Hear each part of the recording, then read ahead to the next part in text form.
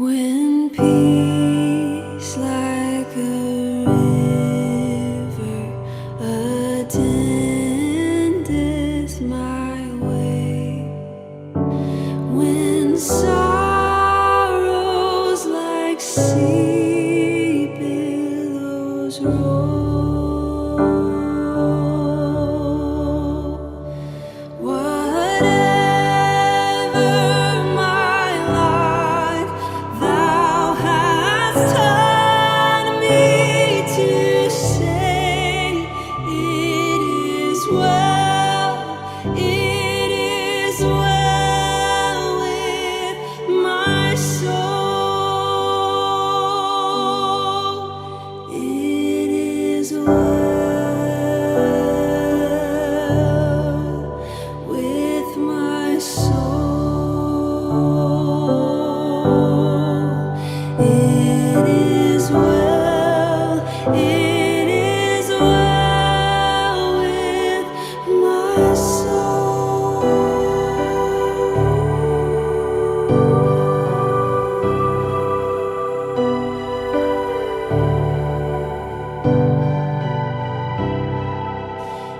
It is well with my soul.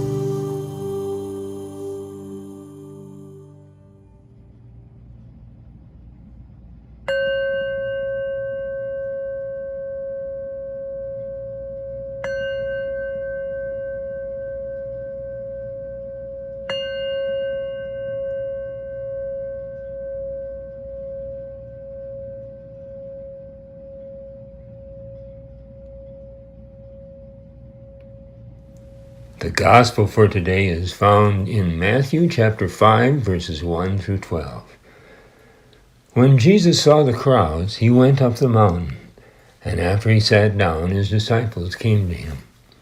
Then he began to speak and taught them, saying, "Blessed are the poor in spirit, for theirs is the kingdom of heaven. Blessed are those who mourn, for they will be comforted.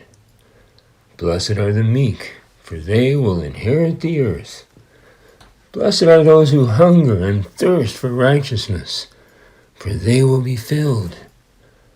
Blessed are the merciful, for they will receive mercy. Blessed are the pure in heart, for they will see God. Blessed are the peacemakers, for they will be called children of God. Blessed are those who are persecuted for righteousness' sake, for theirs is the kingdom of heaven. Blessed are you when people revile you and persecute you and utter all kinds of evil against you falsely on my account.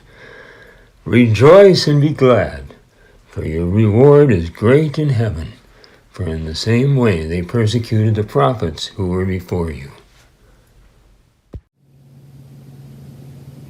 On this All Saints Sunday, we remember those of our loved ones whom we have loved and lost. But the link to remembering is often pain and sorrow. It is the passageway to the soul where we hold in a sacred space those that we've loved who are no longer physically with us. I want to suggest to you one thing, that you never, never, never have to say goodbye to a loved one, that you never have to let go of someone who has died. Yes, with every death of one close to us, the soul invites us into a process that we know as grieving. But the goal of grieving is far different than what we've often thought it is. We believed it to be an ending to the relationship of the person that made our days and our life full. And our job through grieving was to finish with that relationship no longer present in our lives. But that's not true. And it's not our understanding as people of faith. In remembering, relationships with loved ones are renewed. The real work of grief is not to let go or to say goodbye of those that we've loved and lost, but rather to allow the soul to do its work, the work of transforming the relationship from one of physical presence to one of memory. Now, this may sound like an unlikely blessing from your pastor, but may the pain you feel over those you have loved and lost, may it never go away. May it always be there. But may you find ways to make friends with that pain so that when it comes, it brings you greater fullness of life as the relationship you had with that person is renewed and reclaimed and, yes, even re-experienced. The gospel lesson today says, "Blessed are those who mourn, for they shall be comforted." In another version, "Blessed are you who weep now, for you will laugh." In our pain is blessing. Don't ignore it. Don't run from it. Instead, find a way to make friends with it. And so today is an encouragement to move through the healing process of grief. If somewhere along the way you've aborted that process, today offers you the courage to enter it once again. And if healing has already taken place, then today is a day to rejoice in the reminder that you carry within your heart the relationship of memory. And through that, those persons who have died still shape your life, still speak to you in the whispers of your heart, and still appear to you in smells and songs, places and holidays that trigger in you their presence. I think most of us go to church or worship online with one simple hope, that the experience won't upset us too much. But let me tell you, you want to know when you've been to church? You want to know when you've really heard the gospel? Well, it happens when within you something burns like fire, when you find that you can hardly sit still because either you're so excited you can't wait to start living out what you've heard in the gospel, or you want to run from the experience because the truth has so threatened you. And you feel that if you run away fast enough, you can get away from this God whose love is passionate, always enough to track you down. Now I tell you that because I believe that in the gospel lesson, Jesus is inviting us to be present in and to even embrace those things that are difficult to embrace. This Jesus who out of love for you and me was fixed to the wood of the cross, a cross he embraced because he knew that through the pain and the suffering that he would endure, something good and something beautiful on the other side of it would emerge. Jesus is not afraid to stir up within you the discomfort that life can sometimes bring.